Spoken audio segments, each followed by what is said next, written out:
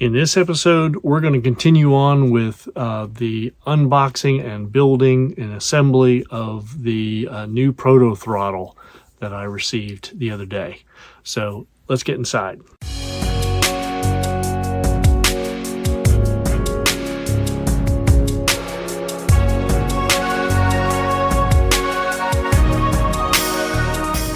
Howdy train fans, welcome back to the Chattanooga Southern Railroad. So step 2 of this Proto Throttle adventure that I'm now on. I've got the parts over here that we unboxed in the previous video here on my workbench, aka the rail shop, now that I've cleaned it off. And we're going to do the assembly of this Proto Throttle, get everything out of the boxes, put batteries in it, power it up, put the new knobs on it, get it totally situated and ready to go. So let me get you up over here so you can see what I'm doing. All right, so I've got you overhead so you can see exactly what I've got here. So I've got the Proto Throttle itself. This is the black special edition faceplate ordered here that I ordered right here. I have the Proto Throttle receiver that's designed for the ESU cab control, JMRI Wi-Fi throttle, and Digitrax LNW1. I have a Digitrax system, so that's why I purchased this, and you can see the price of this right there. I also ordered actually 2 of these. They shorted me one. I have to reach out to them and see if I can get that next one. I may order a couple more of these depending on once I get this thing set up and start using it, whether I really wanted it. I bought one for over at the Hedge Yard, and then I bought one for Sugar Alley. I may want a third one for back in the Collier Yard, which is the hidden staging. But we'll have to wait and see for that. Right now, I just want to get the other one I paid for. The other thing I bought was I splurged for some of the new handles. The ones that come with this are kind of bare bones stock color. I think they might be black. We'll see here in a minute. But I wanted specific colors for specific features on this throttle. So let's dive in here.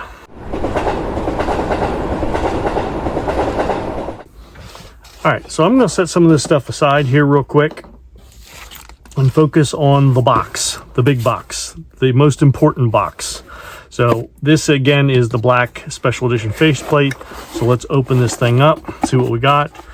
We've got an instruction sheet which talks about needing batteries and a few other things. I think I've got my couple AA batteries laying here, and it looks like we're gonna have to do some assembly.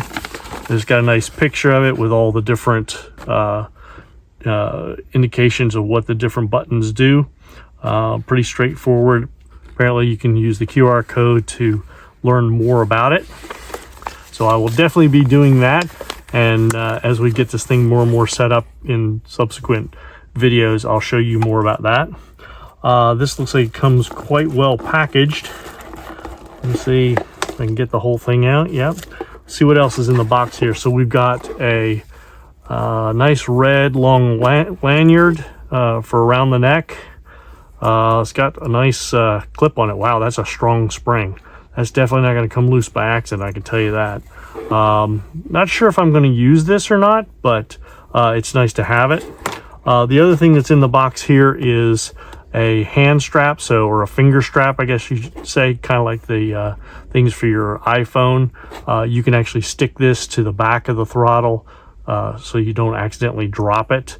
And it is pretty tight. I have to give them credit. Don't know whether that's going to wear out over time, but it's nice to have it. It is got 3M tape on it, so once you better be sure you want this on there, because it's going to be really hard to get that sucker back off without a lot of effort. So all right, that's pretty much it. I'm going to put this back in there, and I'm going to put this back in the box and set this back over here, and let's see if we can't get this out.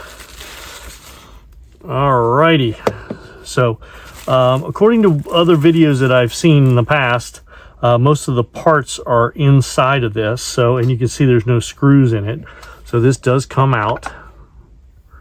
And then in the bottom here are the screws and the knobs, and sure enough, yes, the knobs that come with it are black.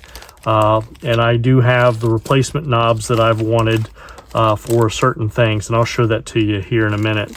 And of course the screws. So a couple things we have to do first, now that we've got this opened up, is I'm going to have to get myself a Phillips screwdriver, and I'm going to have to get some 2 AA batteries, and then I'll walk you through assembling this in one shot and getting it powered up. All right, so I've grabbed myself a screwdriver and a couple of AA batteries. So according to the directions, you want to install these batteries like so, like that, and sure enough, that thing powers up. And you can see that red light's blinking, which indicates that it has not been connected to the layout. But we're going to go ahead and set this down in to the box, to the case.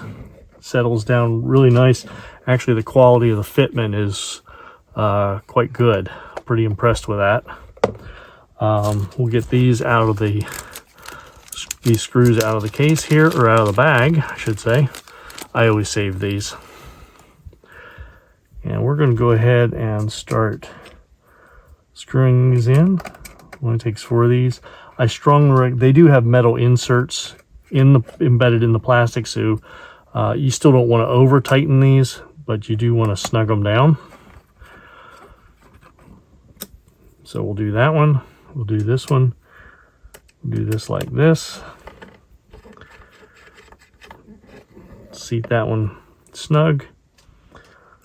They also offer replacement knobs for it. I just decided I was going to wait and see how I like these first before I did anything else. All right, now for the knobs, or the handles, I should say. I'm going to open up both of these. Get them in my hands. So there's basically 4 knobs. One is the horn, that's this one. This is the throttle itself, through the 8 notches. This is your direction indicator, that's neutral, forward and reverse. And then you have your brake, which is this one, emergency brake.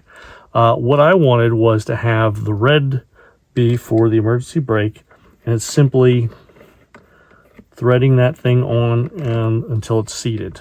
So now I have a red one. The other thing I wanted to do is I wanted my horn to have the gray. At least that's what I had in my mind. I may change that out, we'll see. I'm just going to use a black. Actually, you know what? I changed my mind already. How do you like that? What I'm going to do here is I'm going to use this for the throttle, and then I'm going to use this long one for the horn here, like this. And then for the direction indicator, I'm going to use the shorty yellow. So normally you have a long, and then these are all shorts. You know what? I changed my mind again. I think I actually like the idea of, I'm going to pull this back out. And I do remember now, I did want the gray for the horn. So I'm going to do that there. And then I'm going to use a shorty for the throttle itself. So I'm going to take these and put these back in the Ziploc, and I'll put that in away in a nice storage space. So got a little bit of dust on it, but overall really nice smooth movement right there. Center off there, doesn't waste your battery, in case you didn't know that. Always want to keep this to center off to save your batteries that are in here. There's the notches, that moves quite smoothly. That does have a quick return. Looks like everything works pretty well. All right, so that's step number 1. So we've got the throttle together. All right, so we've got our throttle together here, and this does fit quite nicely down in this pre-printed, 3D printed holder for it. It requires 3 screws to mount to the fascia plate, or my fascia on my layout. So that looks really good. So I'm going to set that aside. Yes, it is still lit and powered. I'll pull the batteries back out of that just to make sure that it stops blinking on me, because I don't want to wear those batteries down. But I want to go to opening this up. So this is the receiver. So whether you have an ESU cab control or a Digitrax, or you're going to use the JMRI Wi-Fi throttle, you need one of these to connect this to your layout. So in this packaging, we have an instructions booklet. Do it that way. And this is a little more detailed instructions here. Multiple pages, talks about getting started here, what's on the main screen, boot status, all that stuff. So I'm going to also talks about firmware updates and factory reset. So I'm going to read through this before I get this thing up and running, and then I'll get back to you on that. But what's in the bag here is you have your basically your USB style cable. Got a little bit of a rubber band on that. We'll get rid of that. This core cable is quite decent in length. It does require power, so we'll put that. It does have its wall wart for it. Let's see what we've got here as far as power. This looks like, 5 volt, 1 amp. So it's not a lot of power that's being pulled from it. Inside this container here, I'm going to set this off to the side, so I'll keep kicking it around. Inside of this electric static bag, we've got the actual controller, and I'm going to be ginger with it. And it's a lot smaller than I imagined it was going to be. I thought it was going to be bigger. I think the older version was much bigger than this. But basically, this thing plugs right into here, if I get it in the right orientation. And then you can use these screw holes to mount this thing. And then once it's powered up, it will bring a display up. I'm going to go ahead and power it up like this, so you can see what it looks like.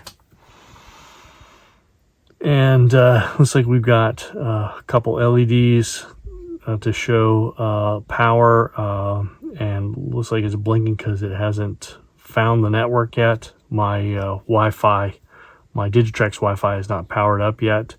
But then we also have the boot status, so it looks like it's trying to boot up. But we'll get that.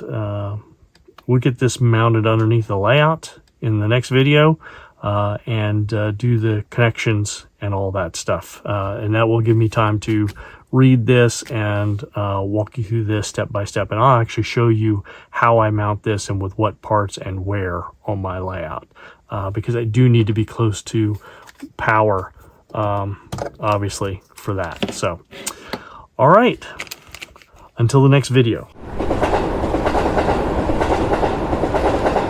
All right, well, there you have it. The unofficial unboxing of the throttle itself. I've put the batteries, the 2 AA batteries in it.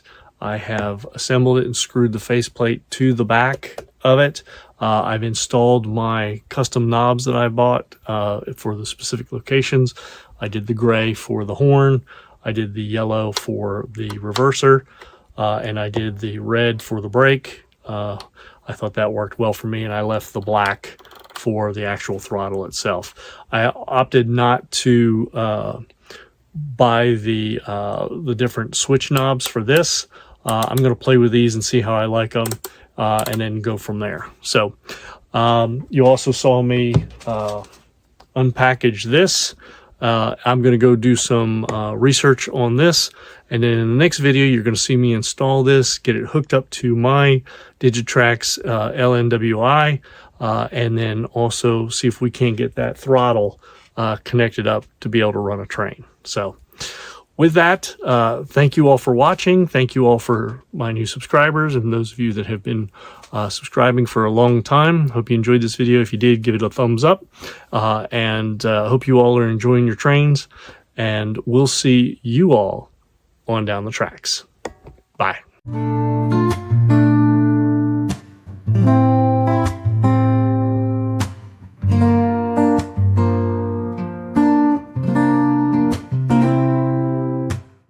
there, did you like that video? Well, check out some of these others on the screen. Don't worry, I'll wait. Enjoy.